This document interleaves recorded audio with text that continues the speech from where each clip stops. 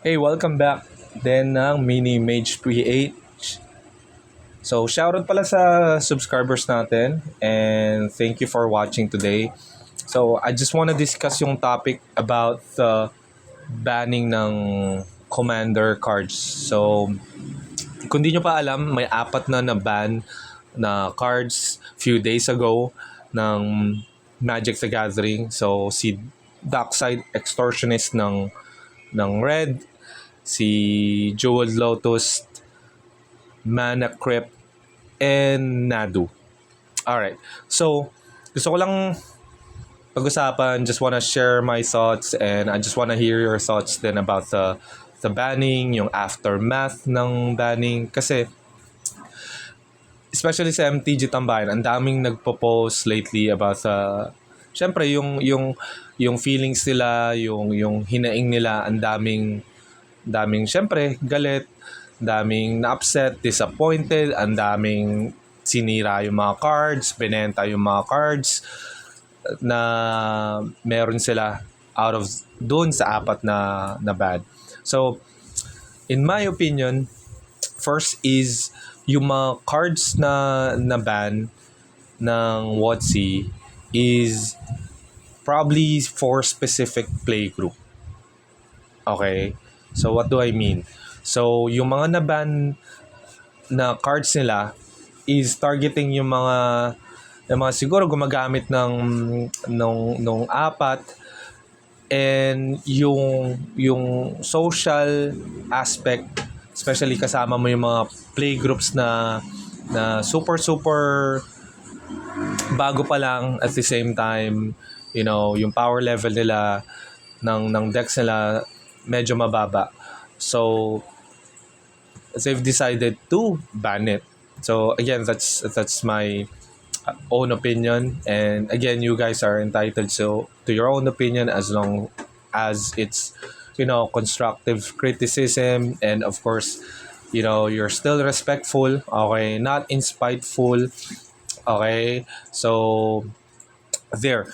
And I think yung hindi nakita ng WotC is or ng Magic the Gathering is yung player base na okay na may Jeweled Lotus, okay na may Nadu, okay na, well, yung Nadu naman expected talaga mababan since na-ban siya sa modern format and na binan siya ngayon. But I think it's still okay if you use Nadu eh. Of course, if a certain environment welcomes it. So if you have Darkside Extortionists, and again, certain play group, certain environment allows it, and I think that's okay. I think yun yung namimiss ng ng Magic the Gathering eh. So I know and I understand na yung they're doing the banning is to make the format healthier, and by all means you can do that, 'di ba? So especially kung super oppressive nung card and you think na siguro once you use it, it's just gonna end the game really quick.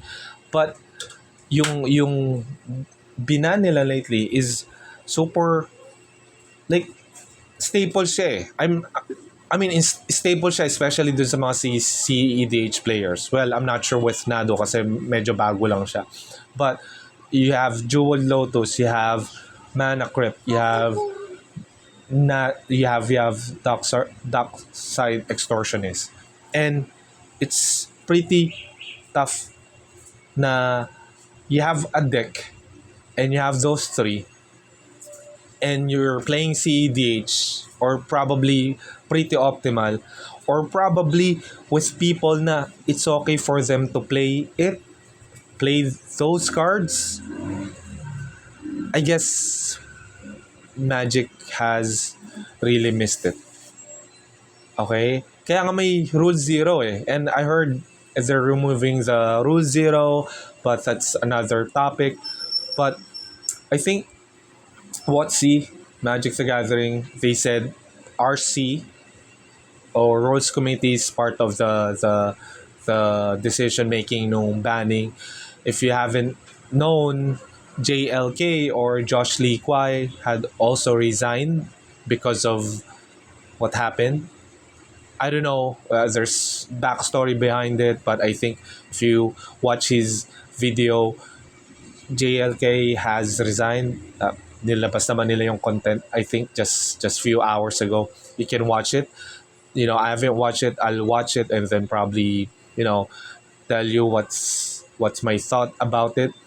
But boy, they what see I know it's really tough decision for them, but you know maraming tinamaan doon. I've heard sa tambayan, some of their players had quit playing Magic the Gathering. There are people who's planning to quit Magic the Gathering because of the banning, and it's not good for the community because Commander is probably, well, it's actually the most popular format now kasi dahil dun sa social aspect and dun sa community fun, variation, complexity, and creativity. You can shine using your own personality, identity at the same time.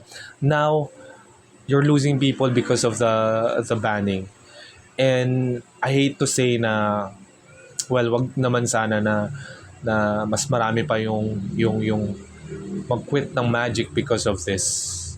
And I might be wrong. That's just my opinion. Kasi nung binuksan namin yung collector box ng 2X, Double Masters last time ng kaibigan ko. I think just this year or last year. We held so long yung collector box, and then we pulled out Dockside Extortionist. So, nung video call ako sa kaibigan ko, super happy niya kasi first time niya magkaroon ng Dockside. He's planning to buy one, and then he views the card sa core vault niya, and he's really happy because nakakreate siya ng 34 treasures, and nakita mo yung saya sa mata niya na super happy siya.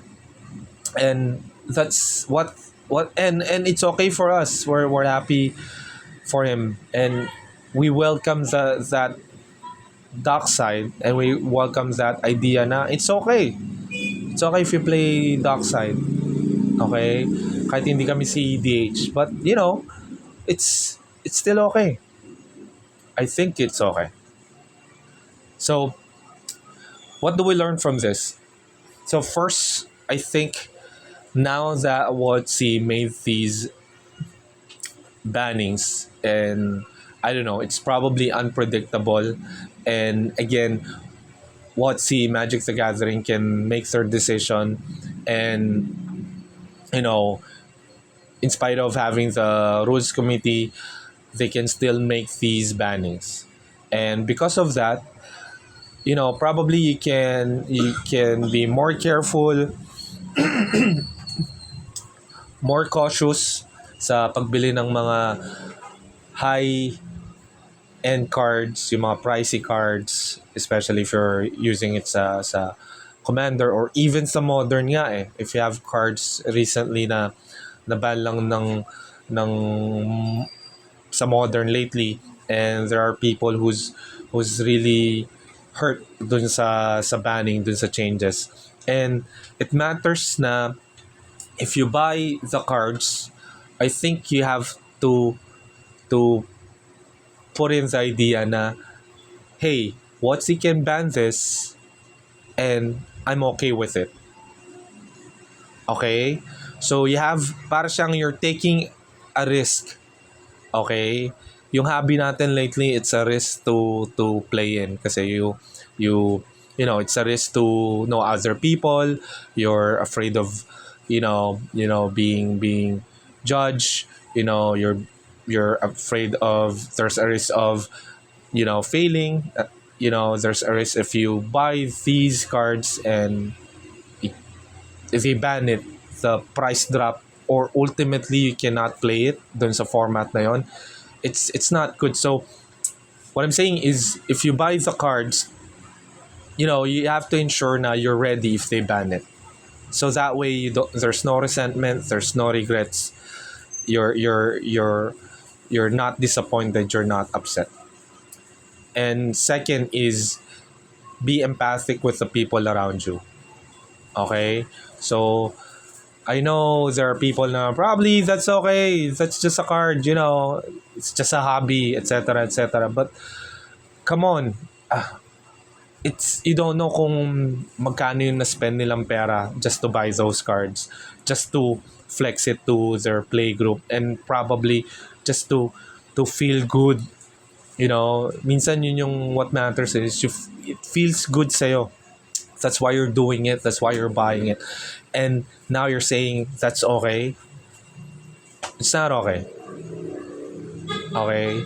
So you have to be empathic. You have to understand that there are people that are not happy with the changes, and that's what makes us human. So understand their feelings, adjust, okay? And don't just be tone deaf. Okay, na tingin mo walang nangyari. Okay, may nangyari, and it's hard for them to accept it. And it's gonna take some time for them to move on. Okay, so that's just my thoughts for today. I don't know, what are your thoughts? Let me know sa comment below. And if you like these type of videos, talking about, just chatting about Magic the Gathering or other TCGs, you can watch my other videos about bulk buying, sorting, other opinions about Magic the Gathering and other TCGs. And thanks for watching. Again, be someone by helping someone. Thank you and have a good day. Goodbye.